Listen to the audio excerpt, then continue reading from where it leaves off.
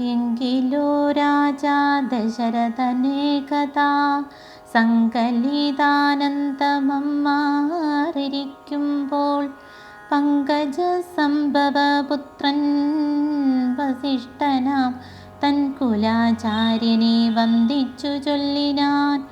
പൗരജനങ്ങളും മന്ത്രിമുഖ്യന്മാരും ശ്രീരാമനെ പ്രശംസിക്കുന്നിതെപ്പോഴും. ഓരോ ഗുണഗണം കണ്ടവർക്കുണ്ടകതാരിൽ ആനന്ദമതിനില്ല സംശയം.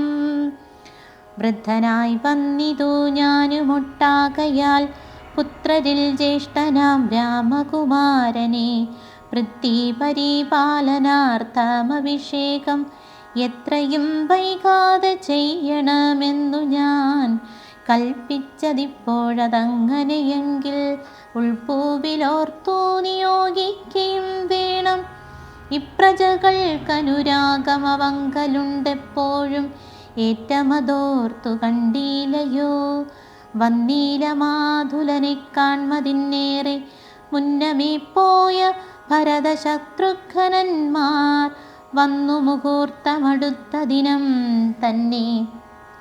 പുണ്യമതീവ പുഷ്യം നല്ല നക്ഷത്രം എന്നാലവർ വരുവാൻ പാർക്കയിൽ ഇനിയൊന്നുകൊണ്ടു മധു നിർണയം മാനസേ. എന്നാലതിനു വേണ്ടുന്ന സംഭാരങ്ങൾ ഇന്നു തന്നെ വധ സംഭരിച്ചിടണം.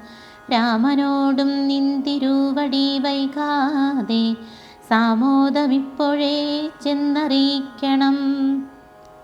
തോരണ പങ്ക്തികളെല്ലാം ഉയർത്തുക ചാരുപതാകകളോടുമത്യുന്നതം.